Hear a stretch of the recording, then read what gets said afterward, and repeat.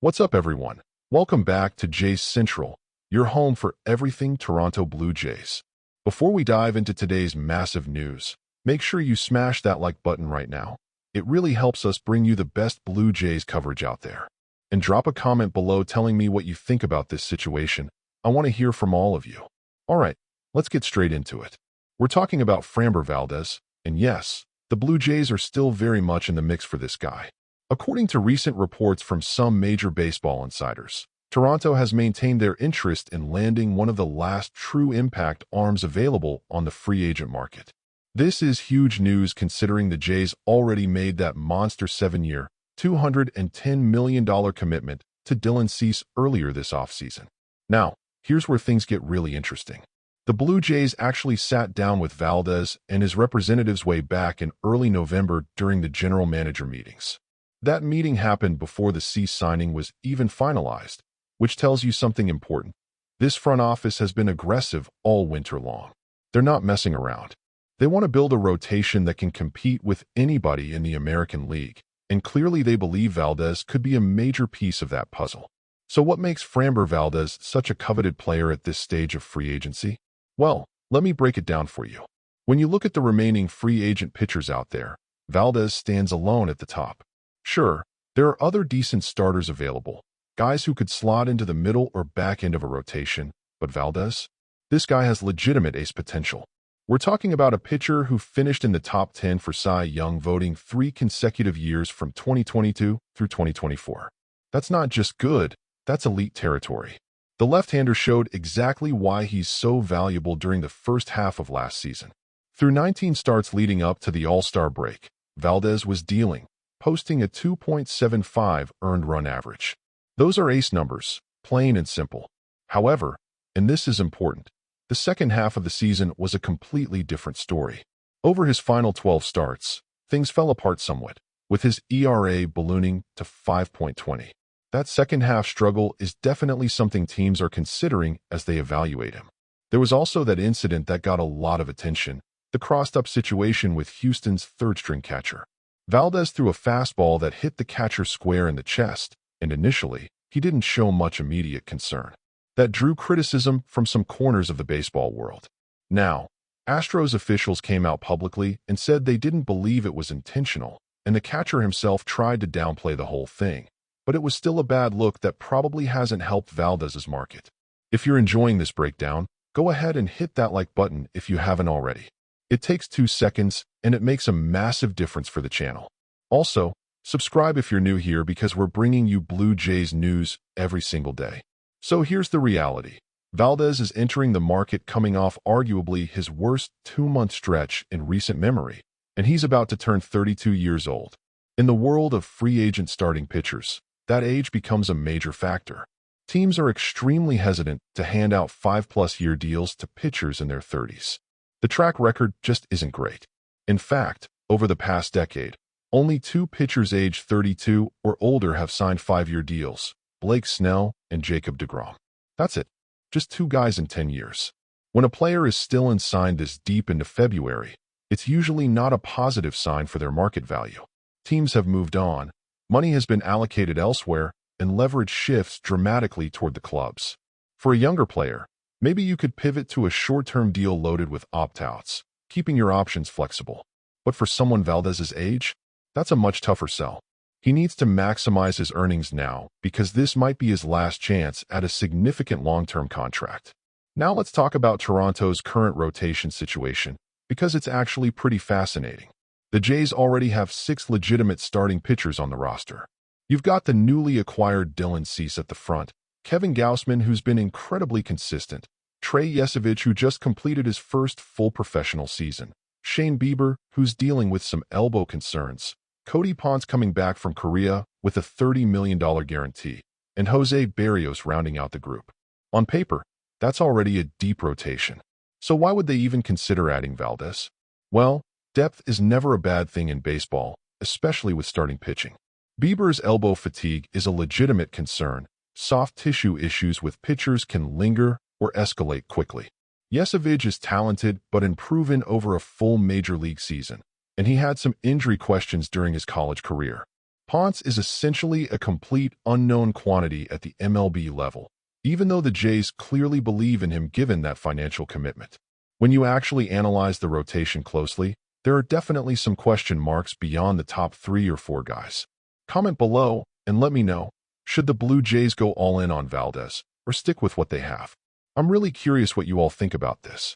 The Blue Jays' aggressive approach this offseason shouldn't surprise anyone who's been paying attention. This front office has made it crystal clear they're going for it. They're in win-now mode, and they're willing to spend unprecedented amounts of money to build a championship-caliber roster. According to luxury tax calculations, Toronto's payroll is already sitting around $310 million. Let me repeat that, $310 million. That's a franchise record by a significant margin, and it puts them in the highest tier of luxury tax penalties. To put this in perspective, the Jays are essentially running with the big dogs now. They're right there alongside the Yankees and Phillies as the 3rd, 4th, or 5th biggest spenders in baseball, trailing only the Dodgers and Mets, who are in a completely different stratosphere. This is a massive shift for a franchise that historically has been more conservative with their spending. Ownership has clearly decided this is their window, and they're going to maximize it regardless of the financial consequences. But here's where it gets even crazier. If they actually sign Valdez, we're talking about pushing their luxury tax commitments close to $340 million. That would leapfrog them ahead of both the Yankees and Phillies in total spending. At that payroll level, the Blue Jays would be paying a 90% tax rate on any additional money spent on free agents. Think about what that means. If they give Valdez a hypothetical $30 million annual salary, they'd owe another $27 million in luxury tax. So that $30 million player would actually cost the organization $57 million for that season. That's an absolutely insane financial commitment. Before you click away, make sure you've liked this video. We're trying to hit a goal today, and every single like genuinely helps us grow this community. Drop a comment too. What's your prediction for where Valdez ends up? Now, there's also the matter of draft pick compensation, which adds another layer of complexity to any potential Valdez signing. Because Valdez rejected the qualifying offer from Houston, any team that signs him has to forfeit draft picks. For most teams, that's a significant penalty that factors heavily into their decision-making process. However, for the Blue Jays, it's actually not as severe as it could be because they already gave up picks when they signed Dylan Cease. Here's how it breaks down. Toronto already surrendered their second-round pick and their compensatory pick for Bo Bichette, which would have come after the 4th round. Those were the penalties for signing Cease. If they add Valdez, they'd have to give up their 3rd and 5th round selections. But crucially, both of those picks fall outside the top 100 overall. So while you're still losing draft capital, it's not quite as devastating as losing a 1st or 2nd rounder. The front office has clearly calculated that the competitive window is right now, and future draft picks are less valuable than present-day roster improvements. Let me mention something else that's pretty interesting. There are reports suggesting the Blue Jays have also shown some level of interest in potentially bringing back Max Scherzer. Now, that would obviously be a completely different type of move compared to signing Valdez. Scherzer at this stage of his career would come at a much lower price point, probably a 1-year deal or a minor league contract with incentives. The question becomes whether Scherzer represents a clear upgrade over the back-end rotation options Toronto already has. At 40 years old, he's not the dominant force he once was, but he's still Max Scherzer. He knows how to pitch, he's been there in big moments, and he could provide valuable veteran leadership. That said, Valdez is the much younger, higher upside option. If you're already committed to spending at this level, if you're already paying the maximum luxury tax penalties, you might as well go get the best available player rather than settling for a cheaper alternative that might not move the needle as much. That's the argument for pushing all the chips to the center of the table on Valdez. From Houston's perspective, losing Valdez seems like a foregone conclusion at this point. The Astros paid the luxury tax last season, which means they'll only receive a compensatory draft pick after the 4th round once Valdez signs elsewhere. That's not much of a consolation prize for losing a pitcher of his caliber. Their general manager spoke to media recently and basically confirmed what everyone already suspected. They're not in active discussions with Valdez's camp anymore. The collective bargaining agreement has rules preventing teams from explicitly stating they're not pursuing specific players, but reading between the lines, it's pretty clear Houston has moved on. The Astros have always been somewhat careful about not overpaying in free agency. They prefer to develop talent internally, make strategic trades, and avoid the kinds of massive long-term commitments that can hamstring a franchise down the road. That's a perfectly valid organizational philosophy, but it does mean sometimes you lose good players. Valdez has been a workhorse for them, a consistent performer who ate innings and gave them a chance to win every fifth day. But if his asking price is beyond what they're comfortable paying, they're not going to make an exception just because he's been with the organization for years. Show this video some love with a like right now. And seriously, drop a comment. Are you Team Valdez or Team Roll with what we have? Let's get a discussion going. So where does all of this leave us?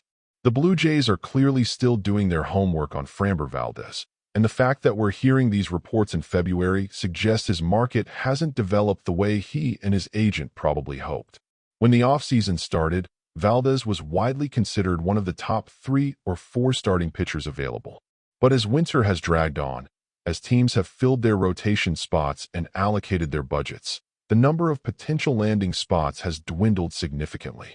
This is actually where Toronto might have a real advantage. They're one of the few teams still operating with financial flexibility, or at least they're one of the few teams whose ownership has shown a willingness to blow past luxury tax thresholds in pursuit of a championship. Most organizations hit a certain spending ceiling, and that's it. They're done. The Blue Jays have demonstrated they're not operating with that same mindset this winter. If they believe Valdez can help them win a World Series, they're going to find a way to make the money work. The question is whether Valdez's camp is ready to accept whatever the market is offering at this point. February is late. Really late. Spring training is right around the corner.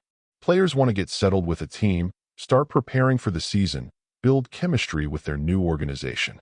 The longer this drags out, the more pressure builds on the players' side to accept a deal, even if it's not quite what they were hoping for back in November. There's also the reality that Valdez is coming off that rough second half, which gives teams legitimate reasons to be cautious. Was it just a blip, a small sample size that doesn't reflect his true talent level? Or was it the beginning of a decline, the kind of warning sign that you ignore at your own peril?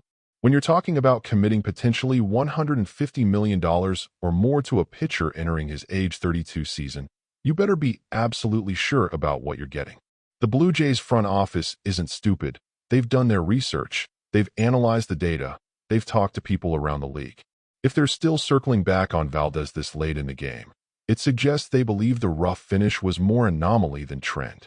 They probably see a pitcher who was dominant for 3 straight years, who just had a bad couple of months, but still has plenty left in the tank. If you've made it this far in the video, you're a real one. Hit that like button one more time, and make sure you're subscribed with notifications turned on so you never miss an update. Comment below with your thoughts. I read every single one. Let's game out what a potential contract might look like. Given everything we've discussed, the age, the recent performance concerns, the late timing, I don't think Valdez is getting 6 or 7 years anymore. That ship has probably sailed. But could he get 4 years with an opt-out after 2? Could he get 5 years at a slightly reduced average annual value? Those seem like more realistic scenarios at this point. Maybe you're looking at something like 5 years and $130 million, or 4 years and $90 million with performance incentives. Those would still be substantial contracts, but not the massive deals that seemed possible back in November. For the Blue Jays, even at those numbers, you're talking about a significant investment. But when you've already committed to Dylan Cease, when you've already pushed your payroll into record territory, when you've already accepted the luxury tax penalties, what's another 50 or 60 million in total commitment? You're either all in or you're not, and Toronto has made it abundantly clear they're all in. The other factor to consider is what this would mean for roster construction going forward. The Blue Jays have some major decisions looming with their own free agents in the coming years. Vladimir Guerrero Jr. is going to command an absolutely massive contract extension or hit free agency. Bo Bichette is another homegrown star who'll need to be paid. If you're loading up the payroll now with expensive veteran additions, you're potentially limiting your flexibility to retain your core players down the line. That's a real consideration that the front office has to weigh carefully. But here's the counterargument. You have to win when you have the chance. Baseball is unpredictable. Injuries happen. Players decline unexpectedly. Windows close faster than you think. The Blue Jays have a talented roster right now, today. If adding Framber Valdez gives them a better chance to win a championship in 2026, you do it and worry about the future later. You can always figure out the financial stuff down the road. What you can't get back is a missed opportunity to capitalize on a championship window. One more thing I want to touch on: the competitive landscape in the American League East. This division is absolutely brutal. You've got the Yankees, who are always going to spend and compete. The Rays consistently overperform their payroll and find ways to win. The Red Sox have money and are trying to rebuild their roster. The Orioles have one of the best young cores in baseball. If you're the Blue Jays and you want to win this division, you can't afford to have any weaknesses. You need elite starting pitching, a powerful lineup, a strong bullpen, the whole package. Adding Valdez would give them 7 legitimate starting pitchers, which means they could withstand injuries, they could manage workloads, they could keep everyone fresh for a long season and a playoff run. Make sure to leave a comment telling me whether you think Valdez ends up in Toronto or somewhere else. And hit that like button one final time before you go. Here's my final take on this whole situation. I think there's a real chance this happens. The Blue Jays have the money, they have the motivation, and they've already shown they're willing to be aggressive. Valdez needs a team. His market has been slower than expected, and Toronto represents a great fit both competitively and financially. The pieces are there for a deal to come together. Whether it actually happens depends on how much ground both sides are willing to give in negotiations. But if I'm betting, I'd say there's better than a 50-50 chance that Framber Valdez ends up wearing a Blue Jays uniform when spring training begins. That's going to do it for today's video here on Jays Central. Thank you so much for watching. I really appreciate each and every one of you who takes the time to tune in and support this channel. Remember to smash that like button, subscribe if you haven't already, and turn on notifications so you don't miss any Blue Jays news. Drop your thoughts in the comments. I love hearing from you all, and I try to respond to as many as I can. Until next time, let's go Blue Jays.